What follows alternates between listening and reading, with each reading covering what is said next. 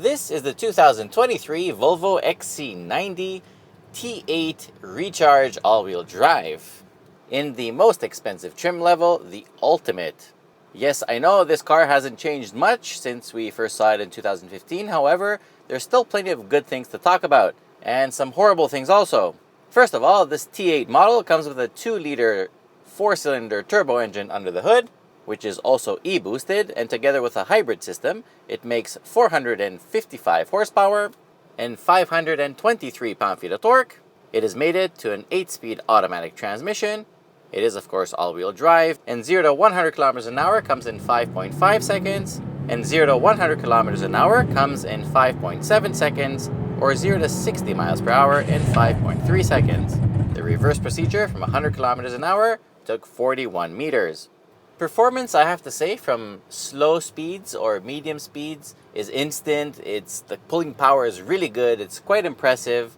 Even on completely EV mode when no gas engine is on, you have plenty of acceleration. Like, it's more than adequate for around town driving. Like, I never really pressed the gas hard enough to fire up the gas engine, which shows that it's more than enough for daily driving. Also, big kudos. When you put the gearbox in B mode, you can do full one-pedal driving. So you let go of the gas and the car stops completely, which is fantastic. I really like this drivetrain for the way it delivers its power, but I don't really like the efficiency when running strictly on gas and especially on the highway. If you plug it in for about 7 hours, you'll get 62 kilometers of EV range only, which I find great. However, once you run out of charge and hit the highway, it can climb to as high as 11.1 liters per 100 kilometers, which is not very good. Also, the XC90 has air suspension in this occasion, but it's still not as comfortable as some German rivals or even some domestic ones. Over bumps, it's firmer than it needs to be, compromising the ride quality by just a bit. In Canada, prices start at $86,724 for the base pure trim level. The Ultimate T8 starts at $97,742. This one, as tested, is sitting at $105,792. In the US, it's between $73,000 and $81,000. So it's not cheap, but nowadays, what is? In terms of competition, if you focus on Germany, well, you have to bump up a category. You have to go to like the GLS Mercedes or the X7 BMW because it's a 7-seater, or you can compare it to things like an Acura MDX, which is a 7-seater also. And I think that's probably more the target audience rather than a BMW or whatever. Looks-wise, not a lot has changed over the years, but this thing remains elegant, good-looking, and it can still proudly stand right next to its competition. Inside, the materials are very high grade, it's very luxurious, fit and finish is almost as good as the best in the class, and it has some things that are completely amazing, like the Bowers & Wilkins sound system, or the very good heated and ventilated front seats. In this occasion, they also offer massage. Oh my god, so good. The battery pack has a capacity of 14.9 kilowatt hours, but the onboard charger sucks. It limits the charging to 3.6 kilowatts, which means that no matter what, to get a full charge, it'll take between 5 and 6 hours. And I guess together with the infotainment system that kind of feels old now, with this upright small screen, and especially the instrument cluster, which has no customization at all, I think all that conclude the drawbacks of this car. But there's one more thing. The middle seats, the middle row, when you try to move the seats back and forth for access to the third row, the rails are a little bit sticky, like the whole mechanism is not very refined.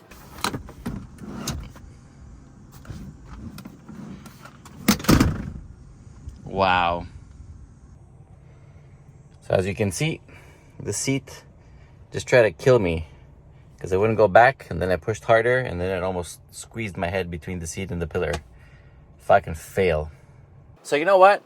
Volvo's all about, oh, safety, safety, safety. Well, motherfuckers, where's my safety? This is the first press car that actually hurts me, physically. So the problem here is that if this car is going to be operated by mothers that are not even as strong as me, well, that rear thing needs to get fixed because a lot of people are going to be cursing at it. Honestly, it sucks. You do get the middle seat with the baby booster there. That's pretty cool. Anyway, the rest is all quite nice. Also, since I'm ranting and bashing right now, I have to tell you that I took this thing on a trip with my family. We drove over 1,000 kilometers, but on the way back, CarPlay decided it's not going to work anymore. Even though it's wired and not wireless, bye-bye reliability. Even in this occasion, I tried 10 different cables. None of them worked. I wanted to reboot the infotainment system. I was in a rush. I couldn't figure it out. Anyway, I had Waze. I could hear it through my phone and Bluetooth, so for police and whatever, I put Google Maps on the actual vehicle to guide me. But you know what? I was unhappy. Afterwards, when I came back home, I read up and still couldn't figure out how to reset the whole thing. So I figured I'm just going to press and hold this button in the middle until something happens. Surely enough, after 30 seconds, the infotainment, it reset, it rebooted, not reset, it rebooted, and then everything worked again. So, it would have been nice if a Google search would, that will come up very easily. I did create a short now, so if any one of you is experiencing your CarPlay being stuck, well, there you go. Hold the button for 30 seconds. The car has USB-C ports all around. It doesn't have wireless charging, but I have seen European models with a wireless charger over here. I don't get how this is the top trim level and it doesn't have the wireless charger. It makes no sense whatsoever. Okay, now the rest is all quite nice, starting with the roominess. This thing will transport 7 people quite easily and comfortably. You also get a good enough trunk left behind all 7 seats up.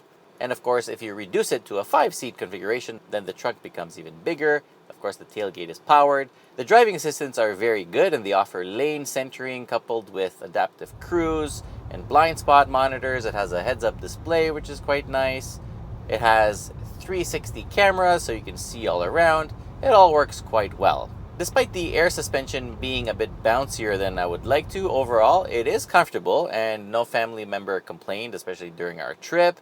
Handling-wise, the steering feels okay without returning immense amount of feedback. However, through the infotainment, you can set it to be a little bit heavier than usual, which I like. The brake pedal doesn't feel too spongy despite the regen operation to it. Thankfully, it doesn't move by itself like other stupid cars do. And the firmness of the suspension, I guess, benefits handling because the XC90 handles quite well. It feels more athletic than it really needs to be. If you push it way too hard, yes, it will lean a bit in the corners. Understeer is the tendency. But overall, it has a very nice and positive dynamic feel to it. And I also noticed that if you're in EV mode strictly and you start pushing the car in the corners, it will fire up the gas engine just so that it can do the all-wheel drive system and torque vectoring better. So kudos to them. Also, yeah, my head might hurt a little bit, but Volvo is supposed to be really safe in case of an accident. So yes, they are the class leaders when it comes to passive safety. I guess they didn't figure out that, oh, I can chop off a finger while I'm trying to bring the back seats back up because there's no strap or anything to pull them up, or at least I couldn't find one. If I can't find one, you won't find one. So honestly, it's I have to say, I wanted to like this car a lot more than I actually do, because it did piss me off quite a bit, and it's very rare for a car to piss me off. First with the CarPlay, then it tried to bash my head in for no reason whatsoever. The rear seats are too difficult to, pull them back up if you push them back down. Ride is a little bit bouncier. I don't know. Overall, I want to like you, but I can't recommend you. I cannot recommend somebody to buy this car over, let's say, an X5 hybrid. And even if you really, really, really need the extra seating capacity, buy an Acura MDX. Or, I don't know, a Lexus. The driving modes are also very disappointing, especially because they're so difficult to access. Another surprising drawback is that despite the infotainment system being powered by Google, like it has the embedded, so you can say, hey, show me like where I can get coffee around here, and then it will show you through Google Maps. It does not support Android Auto at all. And Apple CarPlay, as I said, when it works, is only wired. So, pretty nasty for 2023. So overall score is 8 out of 10. I do really appreciate Volvo as a brand and as an alternative to the mainstream luxury brands. However, after spending a week in this thing, it's quite evident why a lot of people, including myself, still consider Volvo a click below the best of the best. I would even say that Genesis has now surpassed Volvo in the category, because get a GV80. Honestly, it is a better car. And yes, this car feels like the perfect run-and-gun plug-in hybrid. You do your thing, come back charge, do your thing, come back charge. That way it would be really good, only you can't do that because the charger is so slow. I do not recommend anybody buying this XC90. The EX90, which is an all-electric new Volvo, is coming out, or it's already here, depending when you're watching this video. So probably that's the better choice compared to this. It's probably going to be a lot more money though, so who knows. Anyway, till next time, f you XC90 for hurting me, and yeah, you guys, you know the drill. Subscribe, comment, like, whatever. See you later.